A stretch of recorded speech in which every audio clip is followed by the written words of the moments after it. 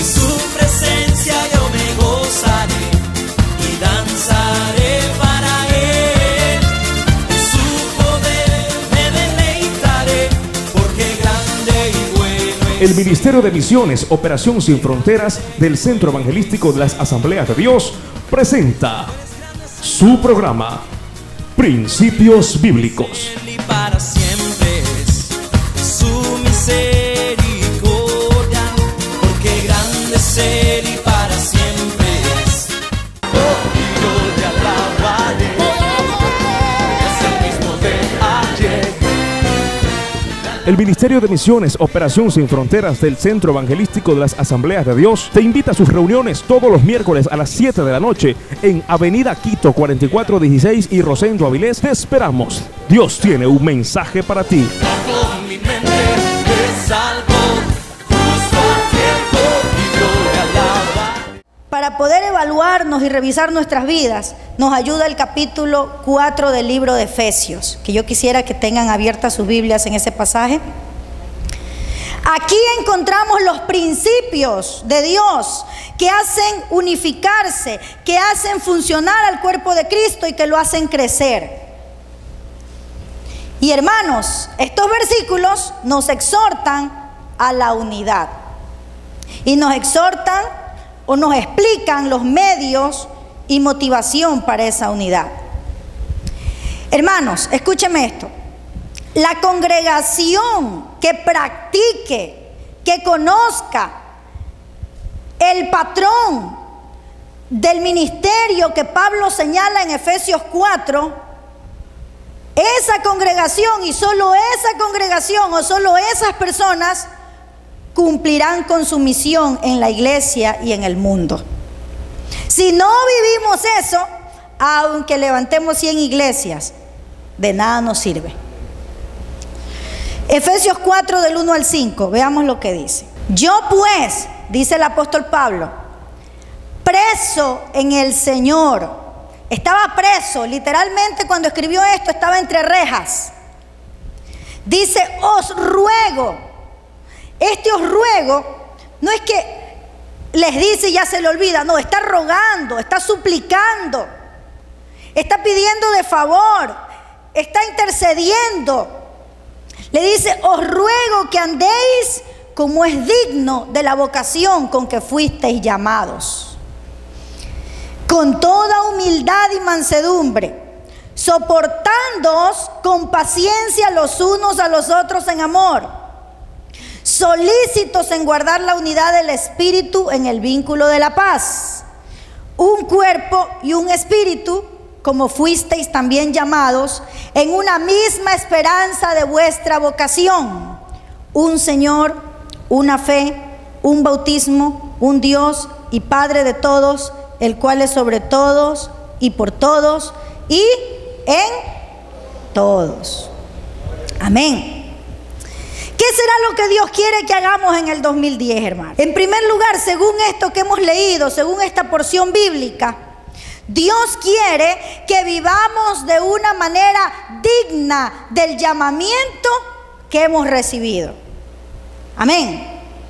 Dígalo conmigo. Dios quiere que yo viva de una manera digna del llamado que me ha hecho. Y eso es lo que Dios quiere. Dice el apóstol Pablo, os ruego que andéis como es digno de la vocación con que fuisteis llamados. El llamado cristiano, hermanos, el llamado a ser cristiano es una vocación sagrada que le compete a todos los creyentes. Amén. ¿Cuántos llamados a ser cristianos hay aquí? Este llamado, hermanos, es un llamado en el que nosotros tenemos que responder de una manera individual a Jesucristo cuando nos dice, si alguno quiere venir en pos de mí, niéguese a sí mismo, tome su cruz cada día y sígame. Eso es lo que dice el Señor. Ese es el llamado que Dios nos ha hecho. Ese es el santo llamado que Dios nos ha hecho. Venir en pos de Dios, ir en pos de Dios, negarse a sí mismo. Y ese negarse, hermanos, ¿cuántas cosas implica? Por eso la palabra del Señor dice: en aquel día muchos me dirán: Señor, pero en tu nombre echamos fuera demonios. Señor, en tu nombre hablamos nuevas lenguas. Señor, en tu nombre sanamos. Y el Señor le dirá: apartaos, malditos, al fuego eterno, porque no os conozco. Porque no es lo mucho que podamos hacer, sino es lo mucho de Dios que podamos vivir en esta tierra. Amén. El llamado que Dios nos ha hecho a ser cristianos tiene que ver con el estilo de vida de cristianos. Tiene que ver con cómo vive y qué hace. Este estilo de vida debe alcanzar la medida elevada del llamamiento a que corresponde. Tiene que ver con el estilo de vida. ¿Qué significa esto, hermanos? ¿Qué dice su vecino de usted? ¿Qué dice su vecina de usted? ¿Qué dicen las personas más cercanas de usted? ¿Qué dice de mí? ¿Qué dice? Dice que podemos reflejar a Dios con nuestros actos, con nuestra manera de vivir, con nuestra manera de conversar, con nuestra manera de comportarnos, con nuestra manera de hablar. ¿Pueden decir eso de nosotros? Porque si no dicen, entonces ¿qué estamos haciendo? Puede ser que ustedes tengan familiares inconversos. También yo los tengo. ¿Qué dice la gente inconversa que es nuestra familia de nosotros? Yo he oído, hermanos, que hay gente inconversa que dice de algunos cristianos que son sus vecinos o viven al frente. Le dicen: ese loco. Pero no le dicen loco porque ama al Señor. Le dicen loco porque va a la iglesia y cuando llega a la casa le pega a la mujer, la insulta, no se lleva bien con la gente del barrio, le falta el respeto, no cumple con su trabajo. Entonces el apóstol Pablo le dice: os ruego que andéis como es digno de la vocación con que fuisteis llamados. Él nos pide que andemos como es digno de un hijo de Dios y no como una persona que está haciendo quedar mal el evangelio. A veces suelen decir: uy, yo no me hago hermanito porque esa hermanita que vive al lado de mi casa es una peleona, o es una envidiosa, o mala vecina. La conducta cristiana debe alcanzar la altura de la persona que nos ha llamado. ¿Quién nos ha llamado? ¿Quién? Dios. ¿Y quién dijo: venid en pos de mí? Jesús. Jesús vivió en la tierra para darnos ejemplo.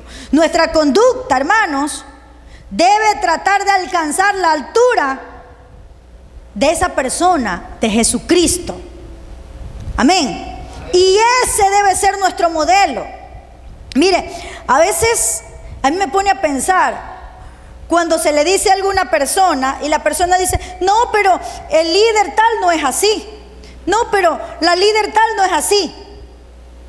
Si su ejemplo máximo no es el líder o la líder o el pastor, aunque debemos ser ejemplos de la grey, pero suponiendo que usted tenga un líder que no es ejemplo, usted por eso no va a ser igual, porque su ejemplo perfecto se llama Jesucristo, y como Él tenemos que ser.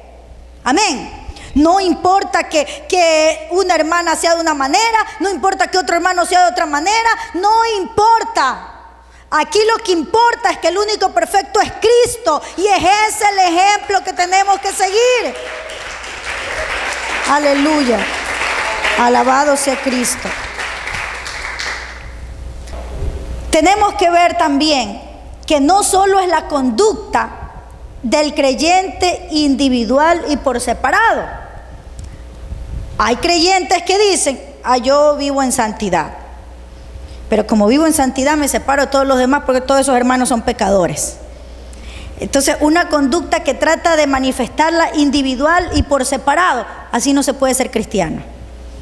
Así no se puede ser cristiano. Porque entonces, ¿dónde está su amor? Todos tenemos fallas. ¿Y dónde está el amor que Dios ha derramado sobre nosotros? Entonces, la conducta de cada creyente es vista como parte integral del cuerpo de Cristo. Se manifiesta como parte integral. ¿Cuál es nuestra conducta cuando estamos juntos, hermanos? No cuando estamos ahí sentaditos, individual, cada uno solamente levantando las manos y todo lo demás, o aquí predicando, cantando. No. ¿Cuál es nuestra conducta cuando estamos juntos trabajando? ¿Cuál es nuestra conducta cuando queremos hacer algo y el otro no está de acuerdo? ¿Cuál es nuestra conducta cuando nos organizamos para alguna actividad y 2 o 3 personas llegaron tarde u otra no llega? ¿Cuál es nuestra conducta? ¿Cómo reaccionamos cuando trabajamos juntos? Allí es donde Dios ve cuál es nuestro comportamiento, cómo somos realmente. Y realmente es en eso lo que Dios quiere tratar.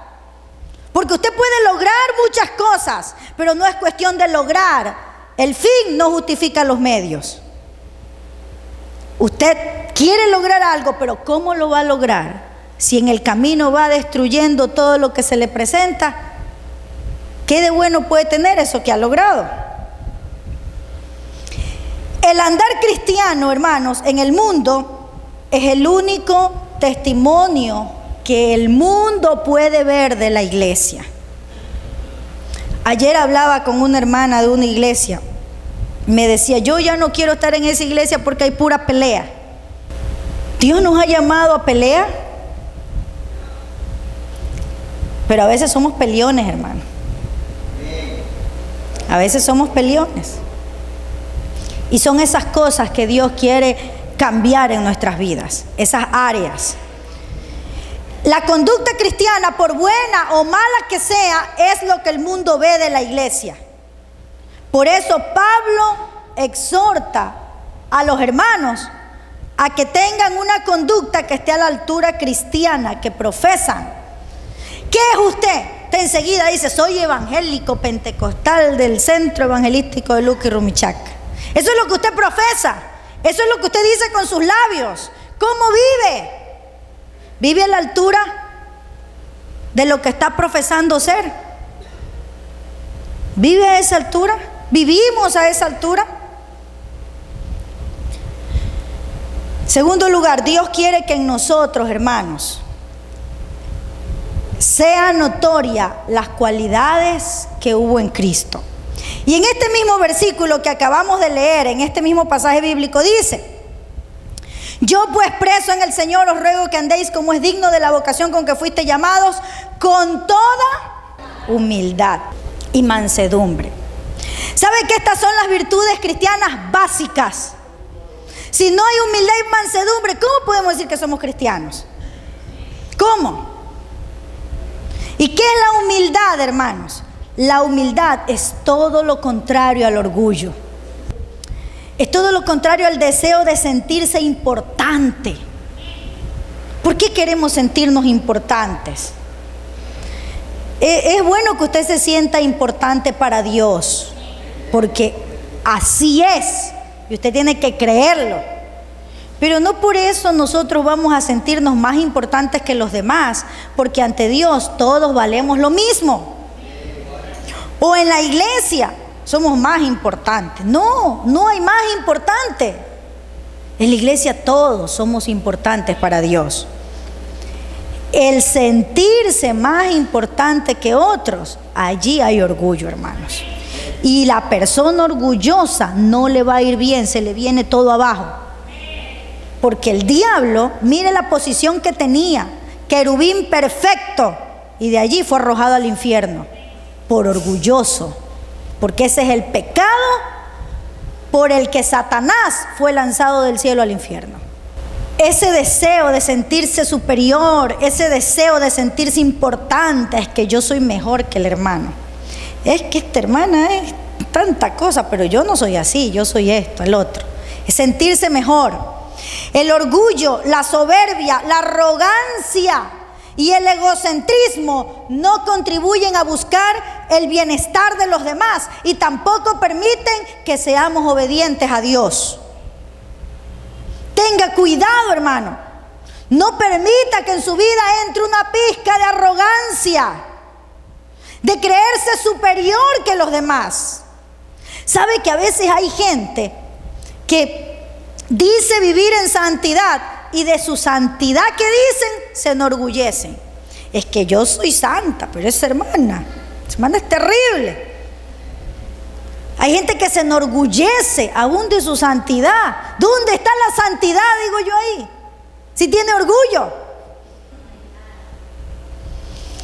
El orgullo, la soberbia, la arrogancia y el egocentrismo no contribuyen a buscar el bienestar de los demás. Y Dios nos va a llamar a cuentas de que nosotros hayamos buscado el bienestar de los demás en la iglesia.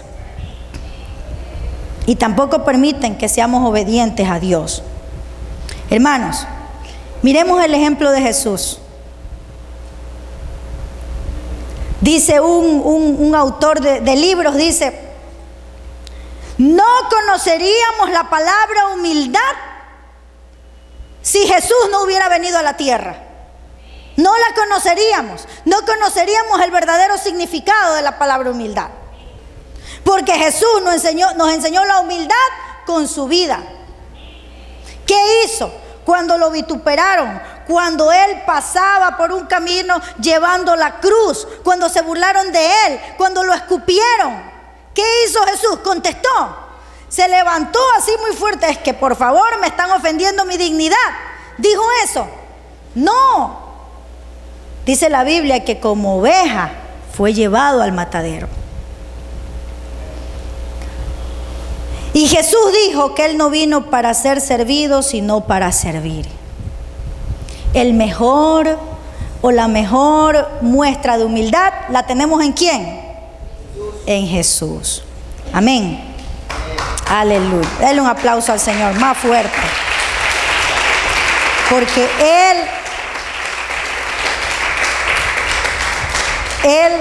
nos ha dejado ejemplo, hermano. Hermanos, la humildad describe una actitud justa de estimación de sí mismo. O sea, que usted se estima a sí mismo, pero de una manera correcta.